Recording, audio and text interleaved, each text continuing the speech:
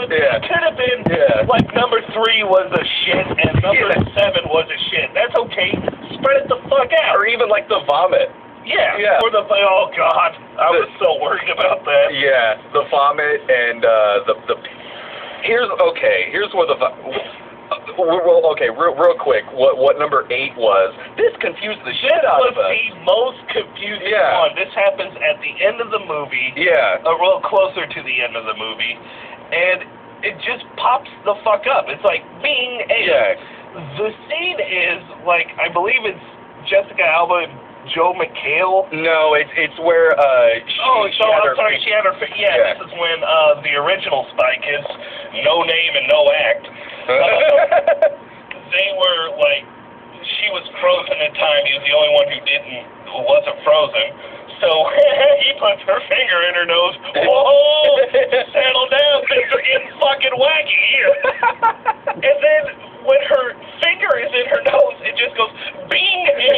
Yeah. What the fuck am I supposed to be smelling? Her fucking fingers? You and I look at each other like, are we going to be smelling boogers? What the hell? And we sniff it, and there is a smell, but it's like perfume. It's like her fucking perfume, I guess. It's okay, yay, she smells nice. Yeah. That was fucking useless. It made us feel creepy, too. We're like, she smells lovely. Too bad I lost interest in her when she turned 18. It's just... and then they actually get done with 1 through 7 on this thing probably halfway through the movie. Like about halfway through, it's like bing, bing, bing, bing, bing, yeah, bing, and then you sit there watching this god-awful thing for like 30 minutes, give or take 30 to 45 minutes, and then bing, 8, which is in the most awkward-ass scene ever. It's like there's no bowls of candy, there's no ass-ripping dog, there's no bacon, there's no visual cue that, okay, something should be happening or I may have to sniff. No, it's, okay, I'm watching him be a dickhead. Bing! But for what? What the fuck am I supposed to be smelling? Oh, God, and, well, okay, here's where the vomit comes in the thing. There's like a sky chase in this where the bad guys are on, like, these air surfboards, and the kids are in these 2 little, like, tiny jets that are whizzing through the fucking city. And the kid, the boy, is getting sick, and apparently there's several barf bags in this fucking thing, because this kid is filling up these bags with vomit, and they start using them as weapons. They open up the hatch, toss the puke bag, and it hits all the bad guys, like, in the fucking face, every single one of them. And in that scene, when he's flying around, he mentions that he's getting sick, and then it cuts away to the girl yelling and screaming, and it cuts back to him, and he's actually using it.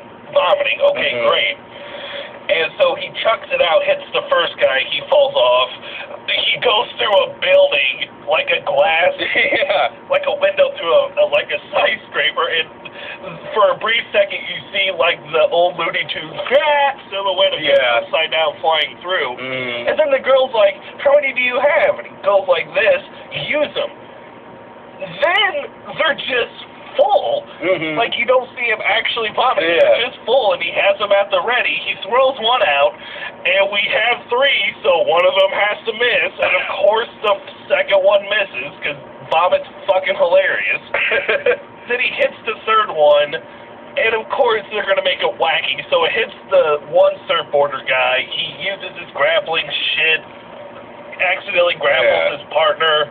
They go around a pole like that fucking game, whatever the fuck it's called. And then they hit tetherball. Tetherball, thank you. And then they hit each other. It does that. It does. You're not even making that up. I'm not making that up. It really is like wah wah wah. It does that through the entire fucking movie. It does. It's and there's not even like, it's mostly time puns, but there are other puns in this thing too. Like when they go through that like lawnmower man vortex, and so the kid's like face is missing, and he looks over, and his face is on the girl's ass, And the girl's like, I always thought you were a butthead. Oh, fuck me.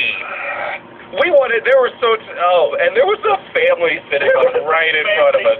So, I mean, we were making comments through it, but we had to be, like, quieter than we normally would have if we were sitting there watching this by ourselves. And then, when we leave, the little girl was crying so hard. Here's some quality fucking parenting. We leave, Brad uses the restroom real quick, so I'm standing there contemplating if I should catch this on fire or me on fire. Because I just hated this fucking summer. Yeah. And we start to walk out, and there's this I would estimate about 2 to 3 year old somewhere in there, and she's just bawling her eyes out while we're walking out. And I turn around and look at her, like, why are you crying? Why are you standing there crying? And then we turn back around, and the mom has the other 2 girls outside the door walking towards the fucking car. And we get outside, and she was like, I was trying to psych her out. I was like, well, I didn't fucking work it. You shitty-ass parent. No, that didn't work. She's 3 fucking years old. Speaking of fucking quality parenting, the opening scene of this movie... Were you thinking the same thing as me? Yes, I was. Jessica Alba is a spy in this thing. And she's 9 months pregnant, like to the point where she's having like contractions. Yeah. And this agency, the OSS, send her on this mission, as if that's preposterous enough. Here we have 9 months pregnant Jessica Alba, about to give birth, sliding down grappling hooks, stories above in the sky, and getting in car chases, being flipped out of cars, and I'm sitting there like, I know this is just supposed to be zany and whatnot, but I'm seriously sitting there like, she's a bad parent.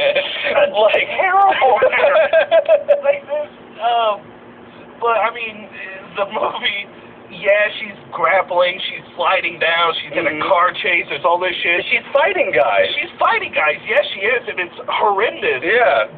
But in the car chase, at least Robert Rodriguez had the decency to have the car doing the most stupidest fucking thing. Oh yeah, the wheels popped out. The wheels pop out. The car in front of her releases cow trips. Yeah. Spiky little balls. Puncture a tire, cause her to die, and kill the unborn baby. Yeah. And the wheels come out of the car and start going woo woo woo woo woo, like they already knew exactly what path these random ass assortment things were going to happen. It goes through that. There's another one where the little Mini Coupe, he's driving a Mini Coupe. The most badass spy vehicle ever. TikTok is his name. TikTok. And he launches over this hill, the traditional crash shit from a car chase. And then when hers does it, the wheels never left the ground. The car goes 8 feet in the air. Yeah. The wheels stay on the ground, so it's God damn it. She's already ziplined from a fucking skyscraper. Yeah. Just have her ramp the fucking car.